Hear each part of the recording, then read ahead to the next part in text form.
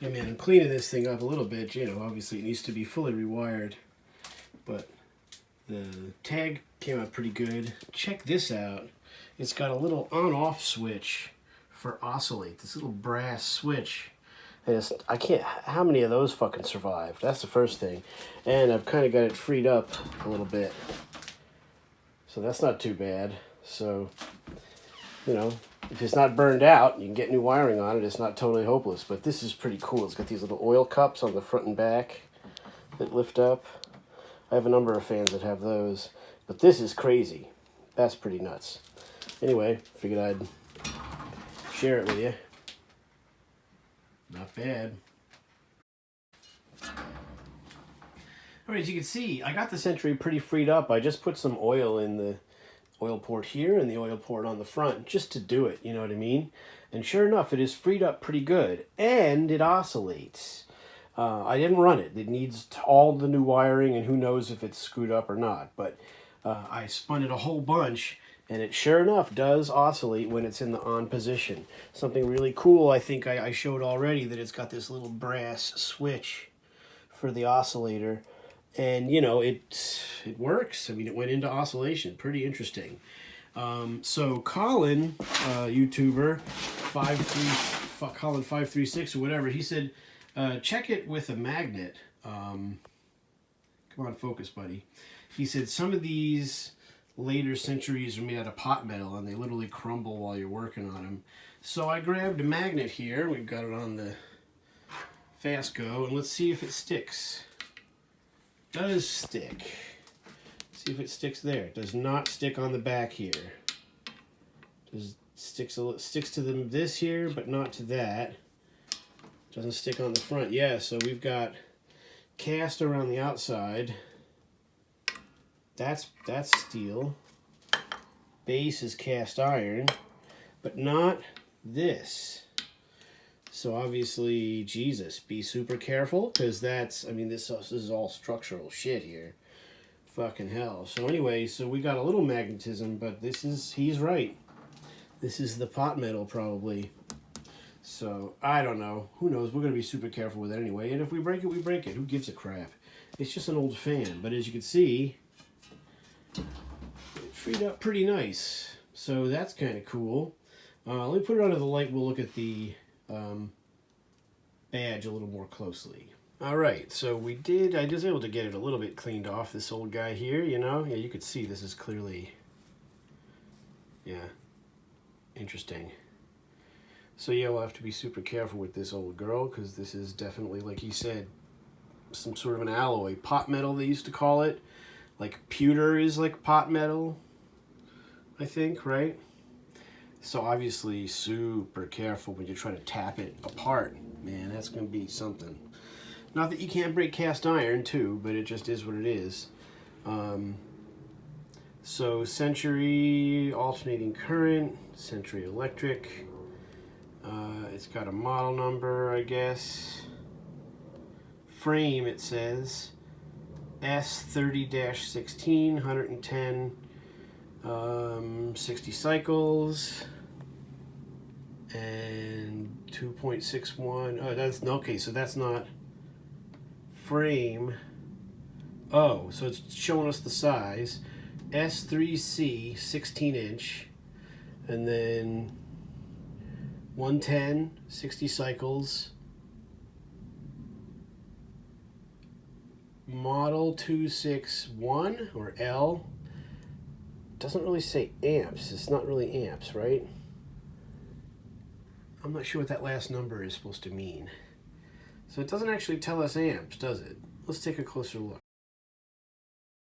So this stuff here this is the coolest part. If you allow it to move a little bit, it bumps in, and there it says on. That is definitely cool. And I mean, let's face it, how many of these survived?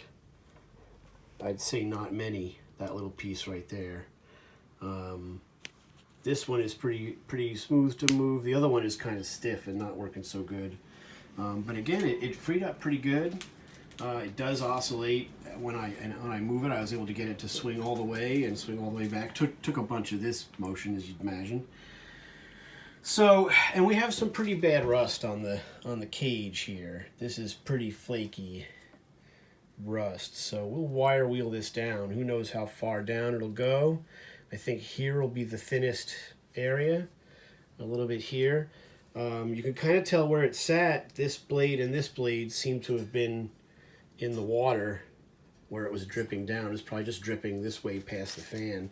Hopefully, like Colin said, hopefully the switch isn't too bad, and the coil, which will be down here, and the windings. Now this is a totally closed motor, so the motor windings are probably fine because there's no air inlets anywhere on this. So that's okay. So we'll see what happens. It's obviously been wired in its life. So it probably got used a lot. Who knows what was wrong with it. But the other fan was put away running, so I think we can, I guess, hope that this one was too. Let's turn it around. So yeah, the Century is still very, very dirty, you know. But it's the 16-inch Big Bertha. Actually, I'm calling the other one Big Bertha. But, you know, we'll start cleaning it up. I mean, we'll see. This summer we'll wire wheel off the cage at least. I haven't done any cleaning on the base. Doesn't look like there's much paint left. But it just needs a lot. I'm going to cut the cord. I put the cord in a bag. It was just shedding that cloth garbage that was all over it. And you could see, well, it's hard to see, but it's got the oil poured on the front there. I had to tighten these. The cage was a little loose. I went around and tightened these three to the body a little bit. I didn't over tighten it, and it's a good thing I didn't, because as we know now, this is made out of pot metal, which is like a lead alloy or tin alloy, I think they call it back then. So anyway, so we'll be careful with it. Who knows if it even is ever going to run, but it sure fucking looks cool, and that's certainly what I like about it. And it's just unusual to find them, and I got a pretty good deal on it. So that's, you know, you count your blessings, you know. You say, hey, it's a cool fan. And we're going to hold on to it and see what we can make out of it. And that's it, you know. So anyway, that's a little update on the Century. We got her spinning pretty darn free, considering it was in a basement for 50 or 60 years, probably, you know. Who knows when it was last run. But she's an old machine. But it's looking freer now. The blades are really heavy. They seem to be pretty well in balance. It's hard for me to show you that, but they seem pretty darn good to me. So I think if we can get it running at some point, it might run pretty good. And extremely dangerous. I mean, I'm sure this is terrifying to be anywhere near it while it's running. Hell, that one is a hot mess. The Big Bertha that we just got, that thing is so powerful, unbelievable.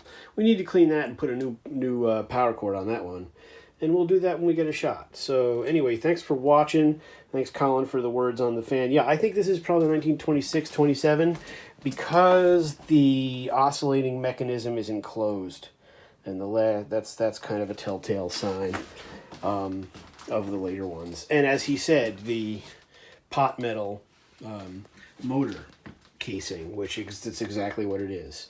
And you know what? This whole thing could be pot metal, and this could be connecting to the inside steel, but I doubt it. This is probably cast or steel. Maybe this is sheet steel.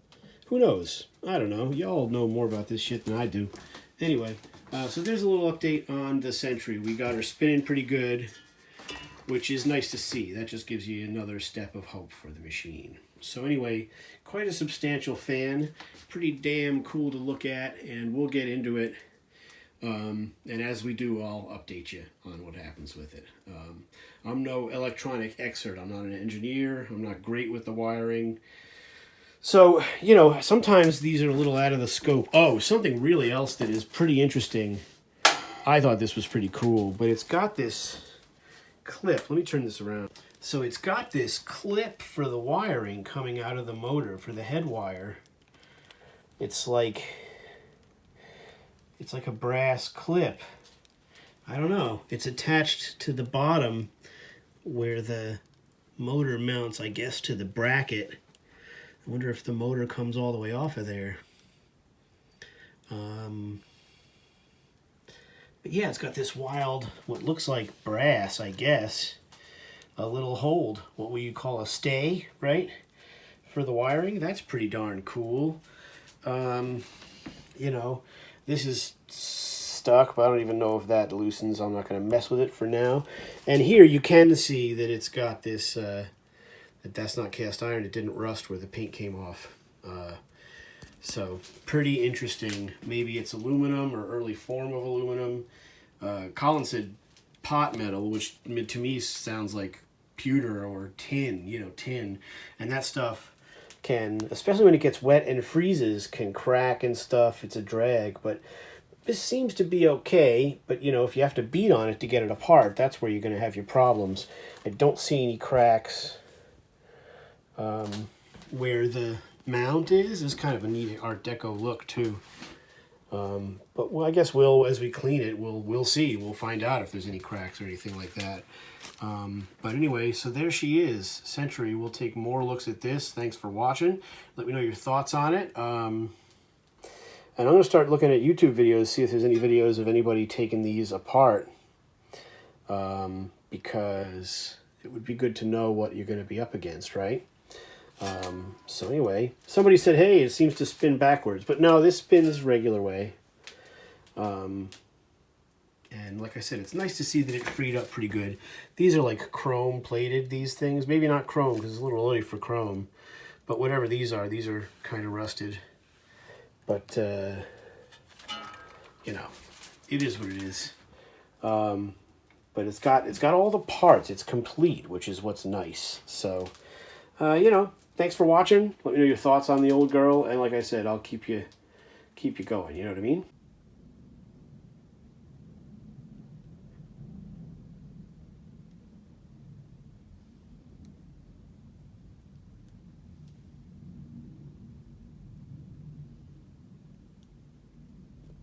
Rust.